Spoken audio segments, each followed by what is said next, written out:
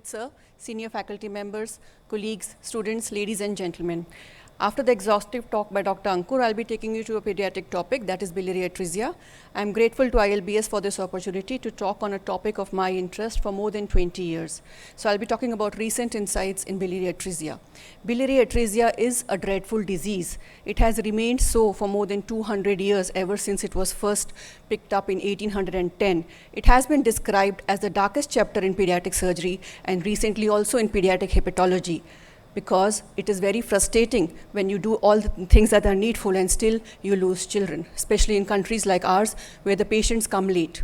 So I'll be taking you through the etiopathogenesis, presentation, diagnosis, treatment, long-term outcome, research, and future.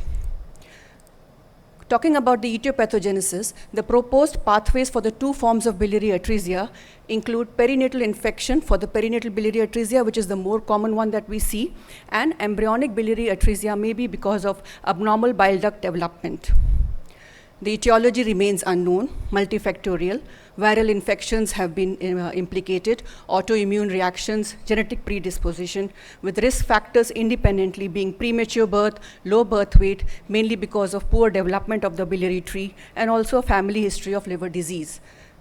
Biliary atresia has been associated with other congenital anomalies in up to 10% of the patients. This is more common in the UK. We see about 5% of patients with BASM, that is biliary atresia splenic malformation. Important thing about this entity is that it can be picked up antenatally and also early when the child is born. Other anomalies include trisomy 18 and 21. After seeing more than 500 cases of biliary atresia, I have not come across any familial case of biliary atresia, but they are reported in literature, more common in twins within IVF. Talking about the viral vectors, cytomegalovirus, you all are very aware about it, being in ILBS, is associated with biliary atresia. It has a poor prognosis. They are older in age at diagnosis with larger splenic size, more inflammation and fibrosis, and they have a reduced clearance of jaundice with reduced native liver survival. These are the patients that need repeated follow-ups for looking up for complications like cholangitis and also increased risk of requiring liver transplantation. So the CMV should be diagnosed and treated well in time. Antiviral therapy is given for these patients. Genes have been involved in biliary atresia. These may be at 3 levels, involved in the bile duct development, those associated with immune response and inflammation, and those related to the cilia function. Those involved in the bile duct development have been located on chromosome 10 and chromosome 2. Deletions on chromosome 2 have been found repeatedly in many cases of biliary atresia now. The development of the bile duct involves a multiple amount of gene work. As you can see, the bile duct morphogenesis progresses from the liver hilum to the periphery of the lobules. So if there is a problem at the liver hilum, the other bile ductules are not going to form properly. The genes associated with immune response and inflammation include interferon gamma, MIF, and SOX17. Genes related to cilia function are very important because these are the ones that are going to lead to a poor prognosis even after a successful Kasai. It is interesting to note that there are various genes associated with the various cells in which they are expressed. It is also interesting to note that these ciliary gene mutations may also be found in non-syndromic biliary atresia, and studies have been done to show that they have been found in about 1/3 of the patients of biliary atresia. Talking about presentation, what's new in presentation? With advances in ultrasonography, we can now diagnose biliary atresia during the antenatal period. We have got referrals for patients with absent gallbladder, small gallbladder, cystic malformations are easily picked up. These cystic malformations in the biliary tract have to be differentiated from choledochal cyst. Antenatal fetal MRI may be done in patients with cystic dilatation because other anomalies can also lead to a cyst formation in the fetal. When does the liver injury begin? So there have been studies to show that even when they have opened up neonates, premature neonates right at birth who had evidence of occlusive biliary atresia with jaundice, they found the liver to be normal, and which they closed the abdomen because the patient was too premature to tolerate a Kasai procedure. They came back 1 month, 1.5 months later, and they found that liver histology had changed completely. So the injury begins just at birth. It's not there in the antenatal period, even though the anomaly may be there. Is biliary atresia a clinical diagnosis? This is very important in our setup because our patients come after the crucial period of 2 months. We get patients at 4 months, 5 months. We cannot waste a single day in the diagnosis. So we have to be very careful of our clinical examination of these patients.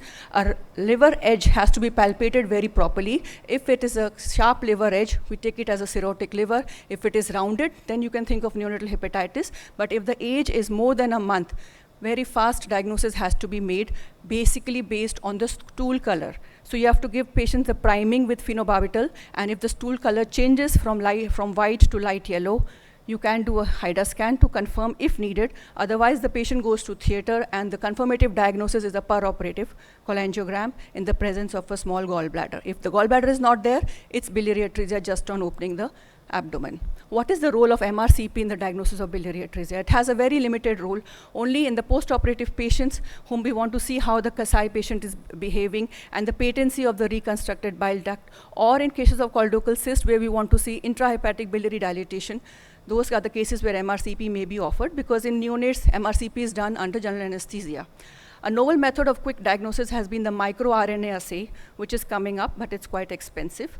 The medicines for cholestasis, I did not discuss these in detail. You all know about it. UDCA stimulates biliary secretion, has anti-apoptotic and anti-inflammatory effects. We give these for long durations, both pre-Kasai and post-Kasai. Newer molecules are coming up, like NOR-UDCA, which is hydrophilic bile acid. N-acetylcysteine.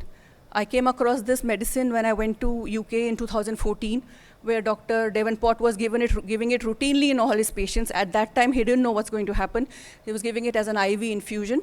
When I came back, I started giving it as an oral preparation. They do help. So patients who do not have a good stool color post-operatively, N-acetylcysteine can be tried in those patients. It has antioxidant, anti-inflammatory, apart from the mucolytic action. What are the new things in the treatments? So for Kasai, the initial loop was 40 centimeters. It has now 15 to 20 centimeters, because patients have been seen in long-term follow-up. They develop kinking of the loop and development of bile lakes, which need to be cleared up. Liver transplantation, I don't need to talk more about that. It's very important. So patients who are presenting late, they should be given an offer of liver transplantation.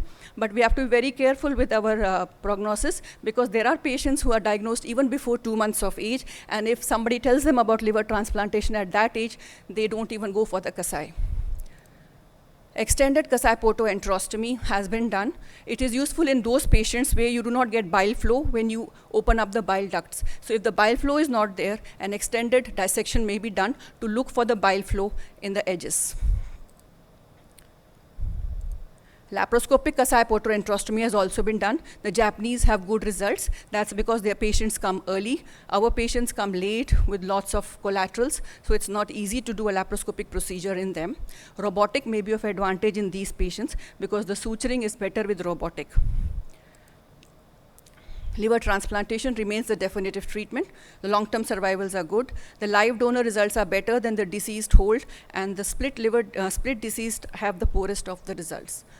The native liver survival depends upon the age at Kasai, the type of the Kasai, presence of complications, and the treatment of the complications. If a child of biliary atresia develops cholangitis, he needs IV antibiotics to cure that. If it's not provided, especially in government hospitals, then the child may succumb to even cholangitis. The follow-up for long-term complications need to be seen for cholangitis, portal hypertension, liver cirrhosis, growth and developmental issues. We have children who are 20, 25 years, but some of them just don't gain weight. Impaired bone health and neurodevelopment disorders have also been reported. Across literature, I just came across one case of adenocarcinoma developing at the native anastomotic site 48 years after Kasai. The long-term results have improved with advances. Portal hypertension, do we need to do a shunt for these patients? That it always comes to my mind when I see an enlarged spleen in these patients in follow-up.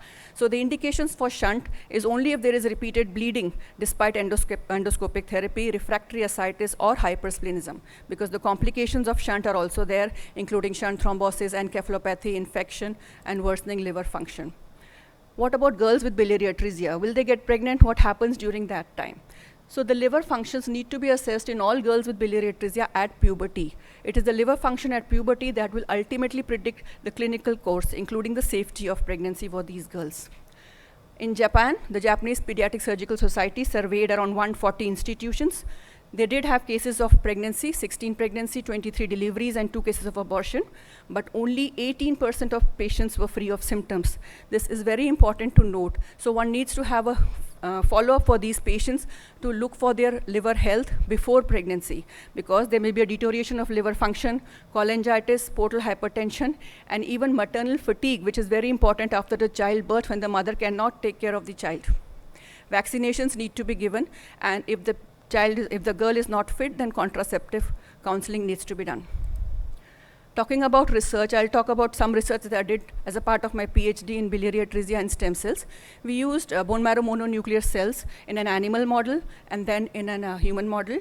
We also graded the histopathology in patients with biliary atresia. So talking about histopathology, there may be some babies less than 2 months of age with a bad liver, and there may be some babies at 5 months of age with a good liver. So the prognosis depends not only on the age, but also the condition of the liver.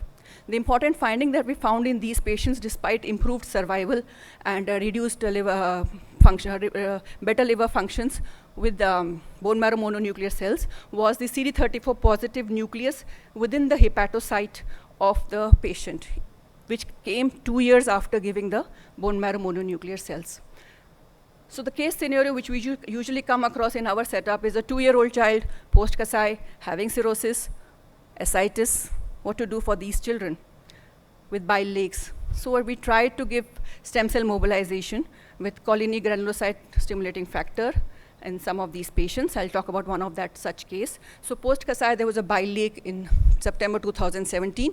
Whenever there is a bile lake, it should not be ignored, because this is the site of problem.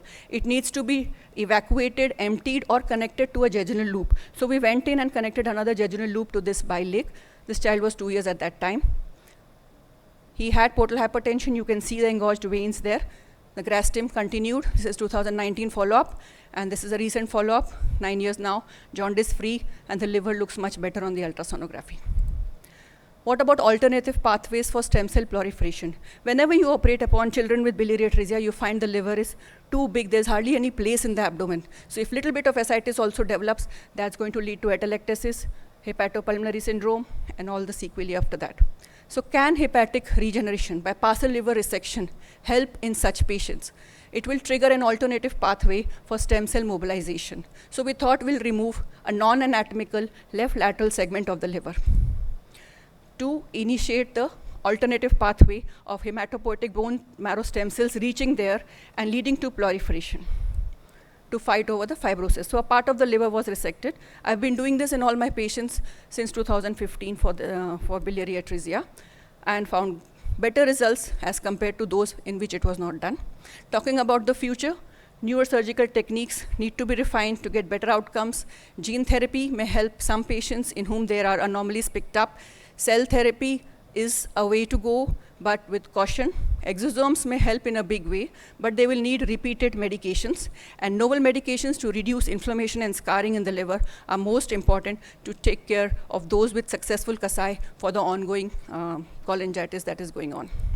To conclude, biliary atresia remains a challenging condition, but with recent advances, there is hope. Early diagnosis and timely intervention. Those diagnosed antenatally should be told about where they need to go for the treatment well in time. And understanding the genetic basis is also very important to develop targeted therapies and improve patient outcomes. Thank you so much for patient listening.